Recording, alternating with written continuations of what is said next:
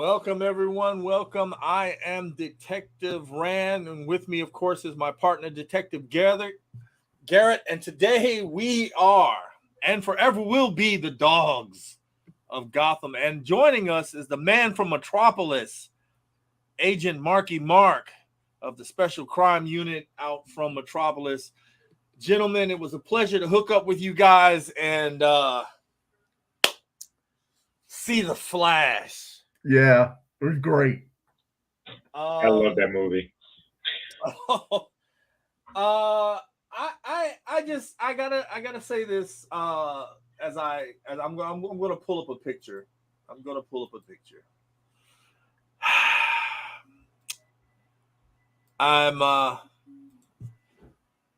There was all of us there. All of us there. Let me get rid of that right now. Look at that. Look at this. Flash, flash, flash, flash. Batman, Batman, Batman, Batman. Well, Hey, that was done purely by happenstance. That was not even planned. That's just how we all got into the pose. I got to admit, though, it was nice to be out again, because a lot of us don't get to do that, with COVID and everything else, just to be out as a group and do something special. So, Detective Garrett, I definitely want to thank you for getting us, the place to get the tickets and the whole nine, man. Yeah, man. So, because you said that, I was gonna that leads me into what I was gonna say. Oh yeah, it looks like Mr. Uh Central City agent there was waiting on his invite or something. But while we're talking, I want to give a shout out to Steve Matusak and all of his crew there, him and Matt and everybody at Atlantis Games and Comics for putting the link up for the tickets. It's because WB gave them so many that we were able to snag them and like that. I don't know if you guys know, but Steve was actually at the show last night. If you went in and you saw where it had some sections wrote about missing media, that was actually the Atlantis crew that was there. So that was pretty cool to see them. So I want to, go officially on record. So Steve, if you and the Atlantis Games and Comics team see this, I want to personally thank you for the tickets. Seeing that movie was absolutely amazing. I think everybody that went with us came out of there with their jaw dropping and smiles on their faces and thinking, "Oh, MG, this is going to be the number one blockbuster movie of the summer." And dare I say, it is going to be as big, I'll say as big as 1989's Batman. That's how good this movie is. I think it is going to be a summer blockbuster because it is so good. I've already got my tickets for Friday when it comes out next week, so I can't wait to see it again. I was totally hyped, and everything about it, from all of the surprises, with whoever the cameos that showed up. I think everything about that movie was perfect. So yeah, I'm excited to see it again. I don't know how many times I'm going to see it, but I know at least next Friday, if not more than that. So I'll let you know. I'm with you. Look, me and my father are going on Saturday, the day after the premiere. I'm just as a fan, you get to see certain things come into fruition. As nerds and as fanboys growing up, we had to hide who we were, and now it's like open society. Everybody can wear a Batman hat or whatever and not be called goofy or whatever now. But back in the day, it wasn't that way. And to see Michael Keaton back in the suit, Yeah, and I'll say this, man.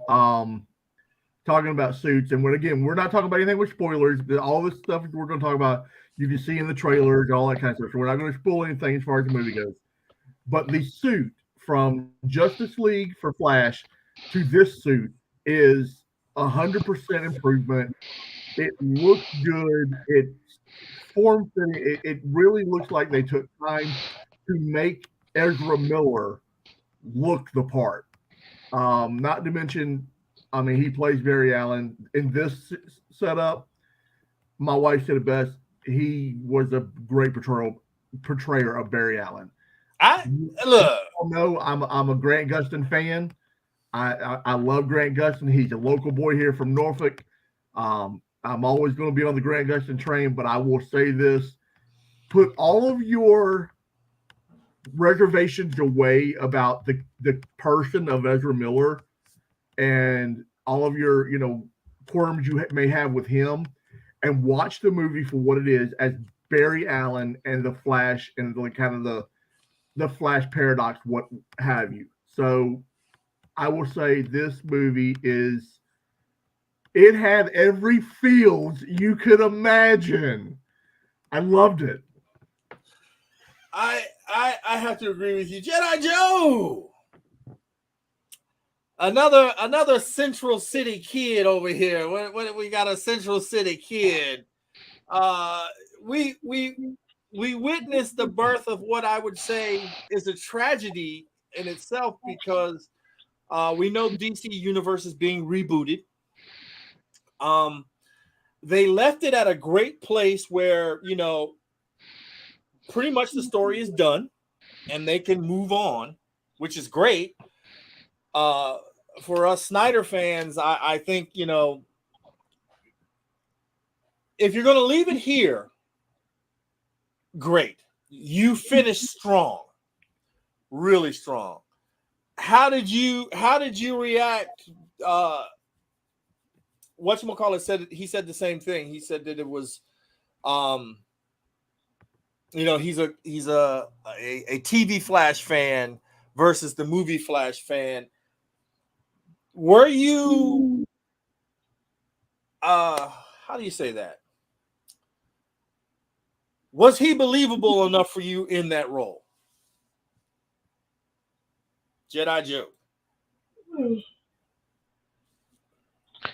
Yeah. I mean, as y'all know, I started watching Grant Gustin on the CW. That was my second introduction to Flash, and then of course John Wesley Shipp was my first, and I didn't get involved with it until now.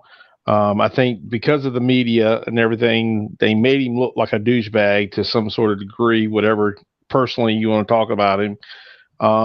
In the beginning of the movie, I'm going to be honest with you, he seemed like he was boring. He just, I don't know, he didn't seem like he could be the Flash. But it wasn't until what I remember y'all talk about last night that you kind of start feeling for him. And it wasn't until he started helping his past self that he started realizing that there's some things that I needed to learn and everything. So it kind of grew on me. So it to say now I have a little bit more respect for him. Oh yeah, absolutely. But I'm still trying to get used to him, I guess you could say. I'm not used to him as much as I am with Grant Gustin. That's who I know. John Wesley Shipp is all I know. I've only seen Ezra Miller, 2 movies maybe? So he hasn't grown on me much, but yet he's the Flash. So hopefully he'll continue to do us justice, and that's what I'm looking forward to. Okay. I mean, the media, I don't want to say the media put him in a bad light. The man put himself kind of in a bad light. I mean, yeah, my God. But here was the thing. As much as I am very cynical and I love my grit, I'm a big Batman. Give me that darkness, the shadow. I don't want to see the sun coming out shining and all that. I want the grit. I want, I'm not all for the ha he. And that's why I kind of really don't care for the Marvel films. It's just too, I don't feel like any of them are really in danger. You know what I mean? It doesn't wash for me. And with this guy, I'm sitting here. The movie's going to be okay. I'm not going to bat an eye. I'm, seeing Ben back as my Batman, I'm going to be good. But seeing Keaton's going to make it all good, and I'll just ride through it. He had some range in his acting. This guy really pulled me in and had range. I don't know what to even think about it. I thought all the stuff that he did went out the window. Now, don't get me wrong. When the lights got cut back on, I did not forget what he did. Okay, it wasn't like that. But as Big L said, or Detective Garrett said, when he's on that screen, he's just Barry Allen. And for that 2 hours and 24 minutes of me watching that, I was in that universe. And, I wasn't looking at Ezra Miller. I was looking at Barry Allen.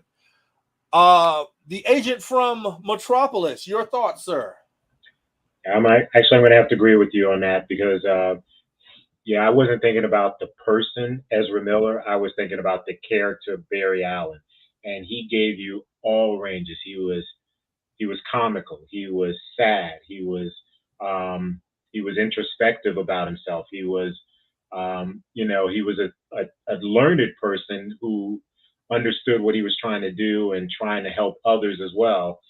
And I just absolutely loved his range in this movie. He grew up and he was the perfect, to me, he was the perfect Flash. He embodied that character on the screen. That's who you got. That whole 2 hours is the Flash. The Flash is Barry. The Flash is a person, and the person that is a family person as well. So that was great. I can't say much anything else about it. Hopefully, he gets the help he needs. That way, that this is not something that you're always going to remember him by is what he did off screen. You'll get to remember him what he did on screen, and this is something he should be remembered for. Yeah, 100%.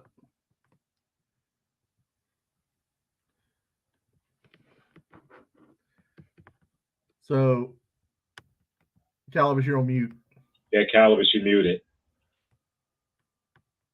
I pulled a Calibus. Your feelings, sir, on seeing 1989 old Batman hit the screen. Not when you first saw him because, but when he's back in his suit. What was your feeling on that? Who are you talking to? You, sir. Oh, me. Oh, wow.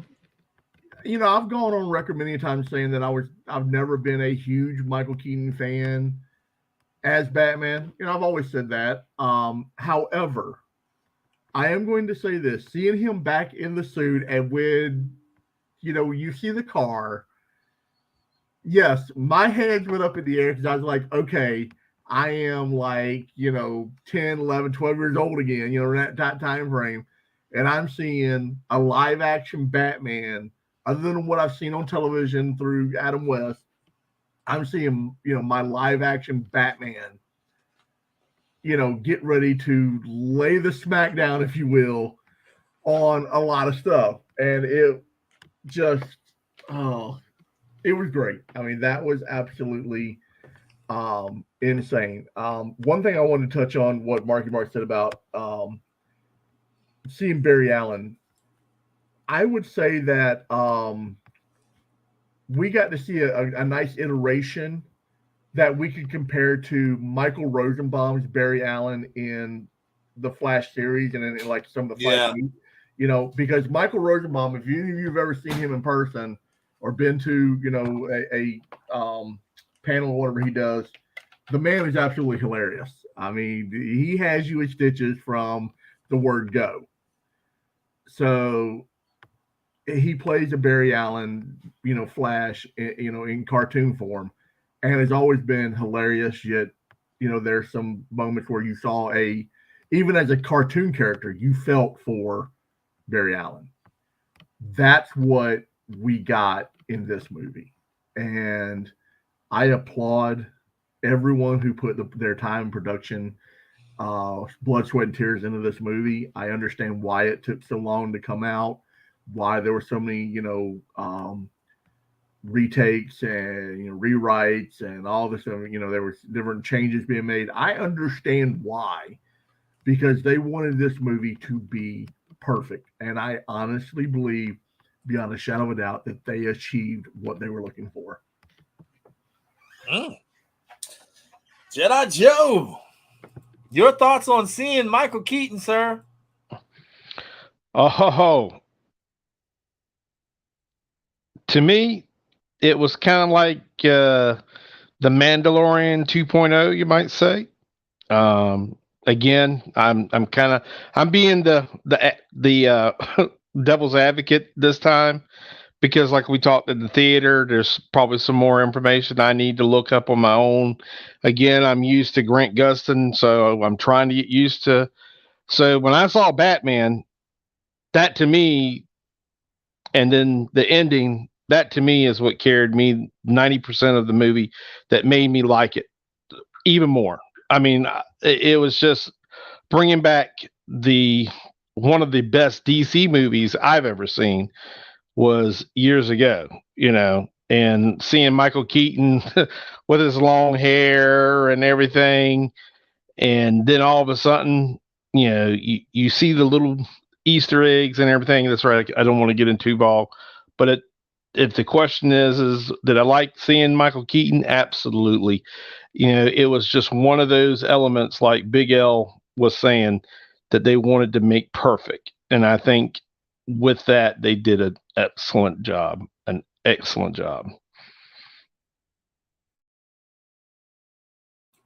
Marky Mark, your thoughts on Keaton, sir? I'm going to have to agree with everybody. When you first saw the silhouette of the Batmobile, that got me hyped, because I love the 1989 Batmobile. So when you see it, the only thing I could think of was Shields. And then stop, all of that. So I just wanted them to do that. And then he's taking pictures of it. So I'm like, yeah, I love that. I loved seeing Michael Keaton in the role again. Especially, when he got down to business, that was Batman again. You know what I mean? Everything that he did in the movie was perfect. There wasn't that comedy or anything. It was straight up, this is the Batman that you saw the first time when they came out with it. And I was like, oh, when I first saw that, 1989, when they were releasing it, the first thing I thought about was Adam West and the goofy thing. And I was like kind of worried about it. But then this movie came out, 1989 Batman. And then I was like, oh my God. I think I saw that like 4 times at the movies. And then I watched it probably daily, when we got it on DVD. So I love that version of Batman. And this was just picking up from the last movie he was in. So I think it was great. I'm so happy I got to see that. I'm going to make a confession. When I got home, I watched Batman Returns. Yeah, we can hear the music in the background. I'm telling you, I came home, and the first thing I wanted to watch 89, but then again, I was like, no, you got to watch where he left off at. That would give me some real thing, because the fighting styles between Affleck and Keaton are so distinctive. It's that 89, when he goes to fight the dude in the alleyway and he's standing there like this, and he's blocking, and the blades are coming off the gauntlets and stuff. He's got that kind of, I don't know, almost kind of kung fu type fighting style. And Ben Affleck is more ninjutsu, up in your face here, throwing this down, and then brute force. I couldn't have been happier seeing those two do their thing, and of course the vehicles. Now I have another chance to get me another 1989 Batmobile, and the Batwing, of course. Oh, Wow. As a Batman fan, it didn't get no better than that. You know Yeah, what I mean? you're Because right. there are some other things in the movie, guys, that you guys are really going to appreciate, and you're really going to appreciate that we didn't say anything about it. But Calvin, let me jump on something real quick. go ahead. So I'm gonna take you guys back to 1987, 88, maybe even 86. When we hear we're getting a live action Batman movie, it's gonna be done by Tim Burton, and we're Mhm. getting Michael Keaton as Batman. Everybody's first response is, Mr. Mom Horrible. is going to play Batman? No, Yeah. no, this ain't happening. This is going to suck. Everyone had the reservations. First of all, Tim Burton's directed, and we're like, no, Batman's not a horror film. It's not gonna be a horror flick. We're getting, Mr. Mom and the guy who did, Gung Ho or whatever. No, this is not Batman. Take that and take all the negativity that came with that, and then how impressed you were with that movie. Throw that into right now, 2 years, 3 years ago when we found out we were getting Ezra Miller's Flash, and then into this movie, and you will find yourself repeating history as like, okay, no, but now you're like, well, damn. So that's how I feel right now. After seeing that movie, that's how I feel. Is I'm like, perks of being a wallflower kid. Yeah, I don't know about that. But now, okay, all right, I'm down with it. I'm gonna be honest with you. I freaked out the moment I saw Michael Keaton. I said what you said, but I saw Clean and Sober. After I saw Clean and Sober, I said that's Batman. I said he's going to be able to pull that off. Yeah, I get that. And my favorite scene, of course, was when he's in his study all alone, and he's sitting there, and he's just kind of brooding, and the signal comes up, and he stands up, and I'm just like, oh my god, that's Batman to me. You know what I mean? Kevin Conroy. Every time I see Batman, I hear Kevin Conroy first, always. I know that our boy from Supernatural is doing his voice and stuff. I still hear Dean. Every time it's a darker Dean, which is cool, and I can ride with it. But when I see Batman, I hear Kevin Conroy first, except for when I see Michael Keaton in that iconic cowl. I hear Keaton. You know what I mean? All the time, I hear Keaton. But anytime I see Batman, if my first hearings or thoughts is Kevin Conroy. But I don't know how the director of this film supposedly is eyeing the Brave and the Bold Batman. He's already been. He is going to do it. He just He's hasn't. going to do it. Yeah, he's definitely doing it. It's so he's going to be doing that Batman as a reboot. And look, I gotta be honest when I say this. I think it's going to be in good hands. I'm a little nervous because they're going to bring Damian in for the first time, and we're skipping all this history with Dick Grayson and Tim Drake, and even Crazy Boy, Red Hood, Jason Todd. Yeah. We're skipping all this history and we're going straight into that.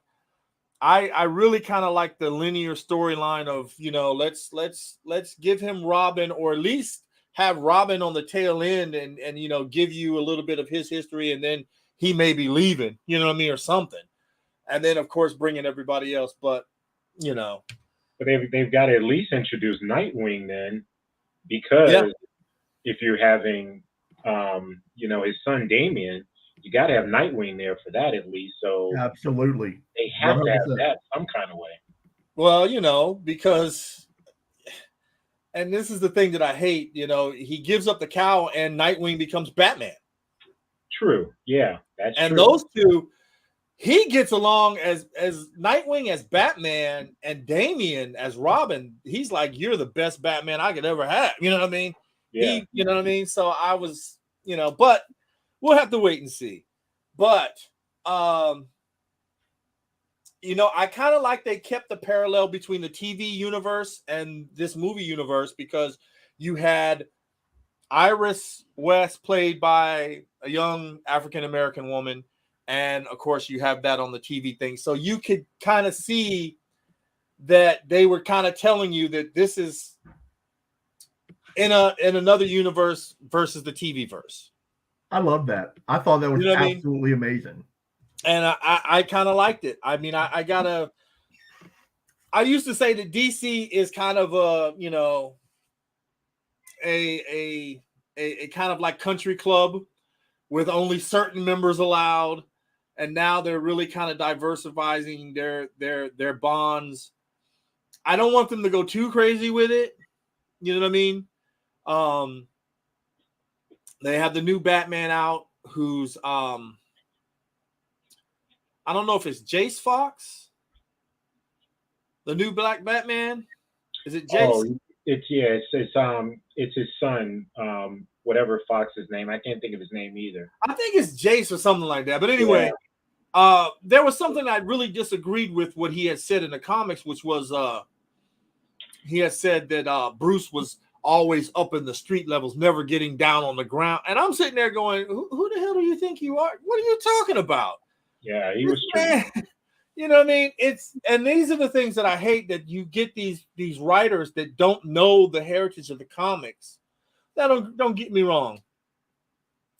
First time I held a Batman comic, I had to be about, I don't know, 13, 14. I'm 52 now. And, I've got a pretty good recollection of how Batman should be. The animated series got it right. We're getting ready to have a Batman animated series again, a new updated version of it. I have to say that I'm hoping that James Gunn kind of delivers us he didn't do this film, so that doesn't have nothing to do with it. But I'm hoping that he at least takes notice of this film, because we had the guy in the audience saying, hey, James Gunn is going to take a look at this. And I'm like, good, he needs to. Because if I get anything like Guardians of the Galaxy 3, I will be a one-man crusade to burn down DC. I'm sorry. It wasn't that bad. I enjoyed it. I'm just saying, I didn't need a rocket story, bro. I didn't. Yeah. I didn't need a rocket story. I didn't need an origin story. I needed some closure, and then you just left a lot of doors open. And supposedly now there's going to be a Star-Lord solo movie. Yes. Thank God I live in Gotham City. That's all I got to say. I just, oh my God. Anyway, after the movie, they were giving away posters. I didn't get one. Marky Mark, I think you got some. Did you got a few? I got one of each. And I got it. I think we might have an extra, so I can bring an extra one. Oh man. Yeah, bring me one. I get one of each.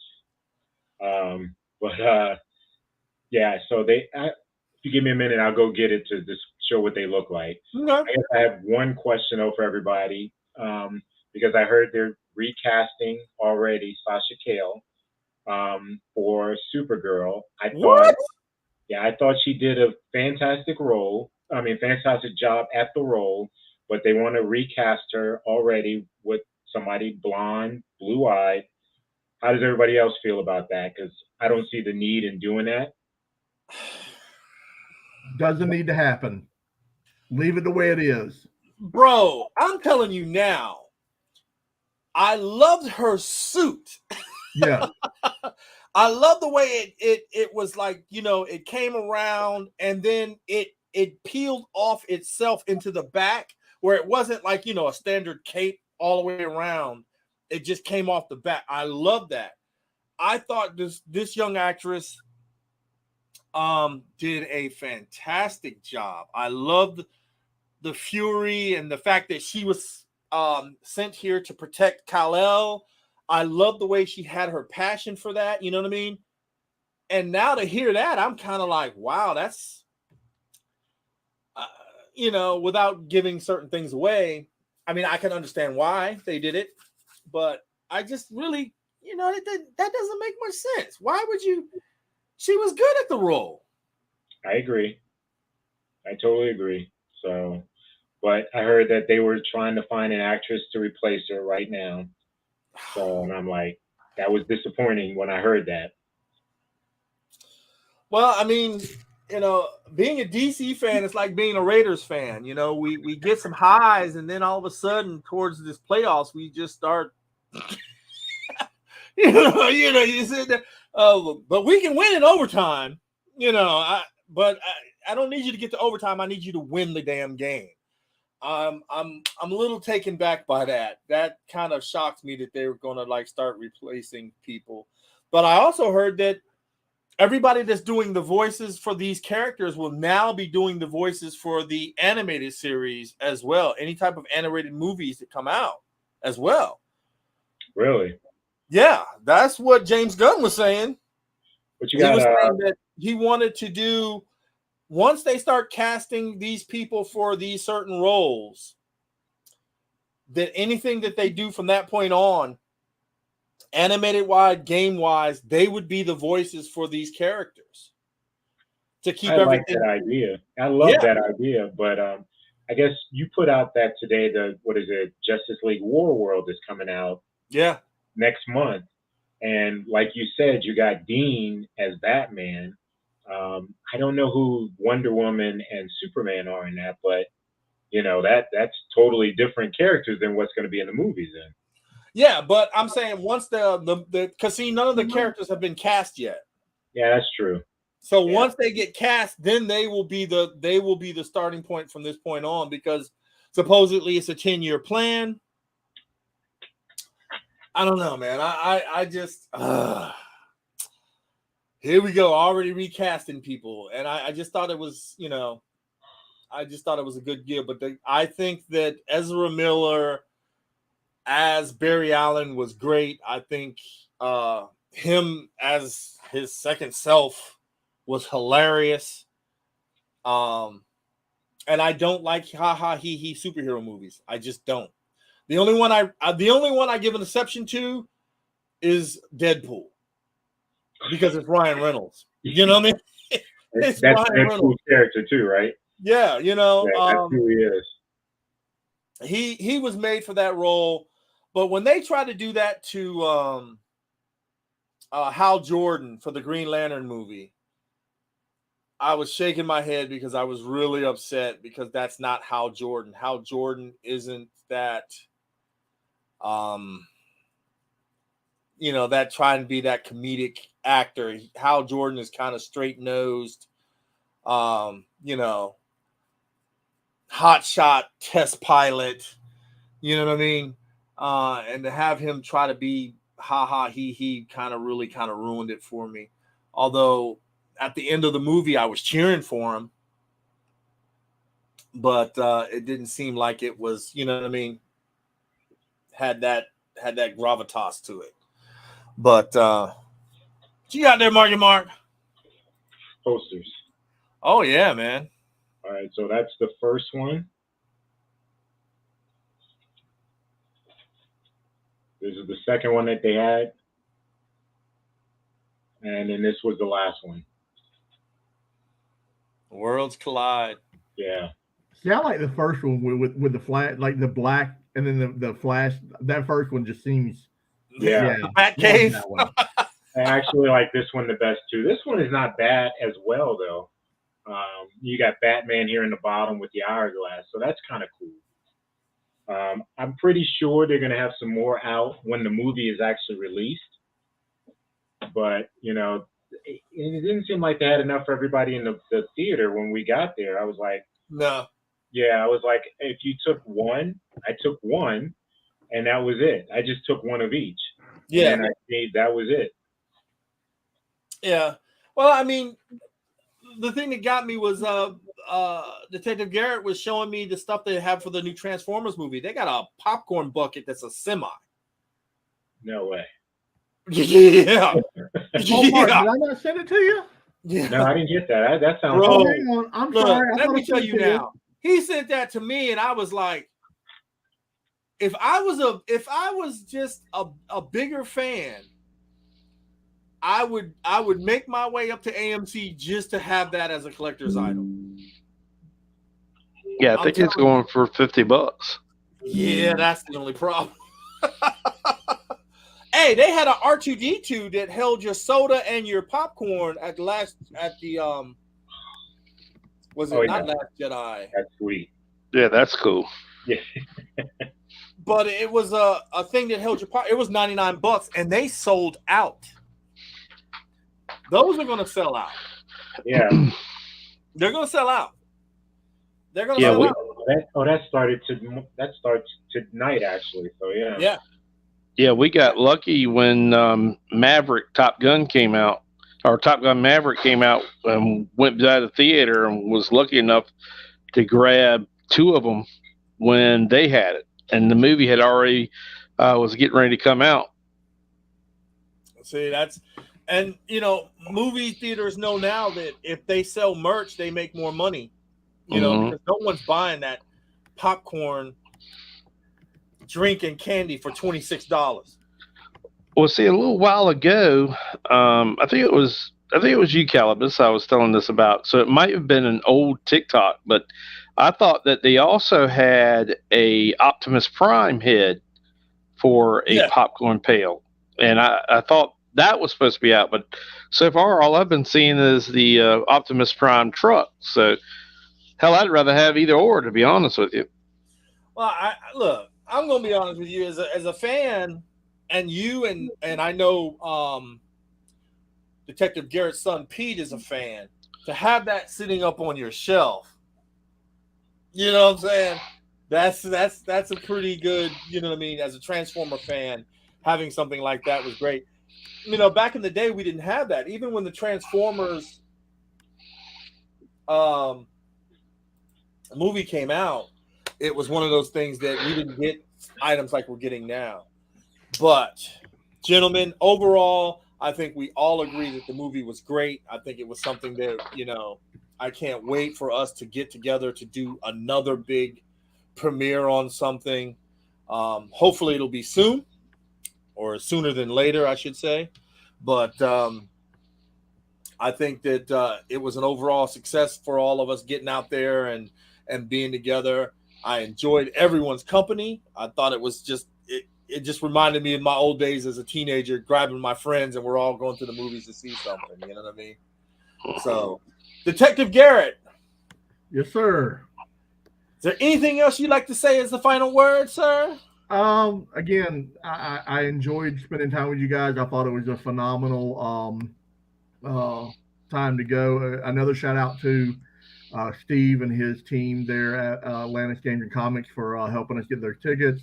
As well, if you heard what they said in the very beginning, now that you're signed up for that WB early screening stuff, you'll continue to get emails for early screenings to go do that. So we know now if we show up between 4:30 and 5 o'clock, we're the first ones in line and we get our choice of seats. So hey, there's that. But overall, guys, phenomenal movie. I suspect it's going to be a blockbuster summer movie. Thank you all for coming. Thank you all for sharing this with us. This was an experience that I haven't had since high school, of being able to go with, my friends to see a big movie like this and to actually enjoy, the nostalgia plus seeing some new stuff. So overall, great time yesterday. All right. With that, we'll be closing the file on the flash screening. Join us next time when we get together. And I believe, what are we discussing? Robin. All the admirations of Robin. Agent Marky Mark from Metropolis. you'll be more than welcome to join us, sir, if you have the free time and you're not working on any cases yourself. And we will see you guys in about 2 weeks? Sounds like a plan. All right. Have a good one, folks. Take care, guys.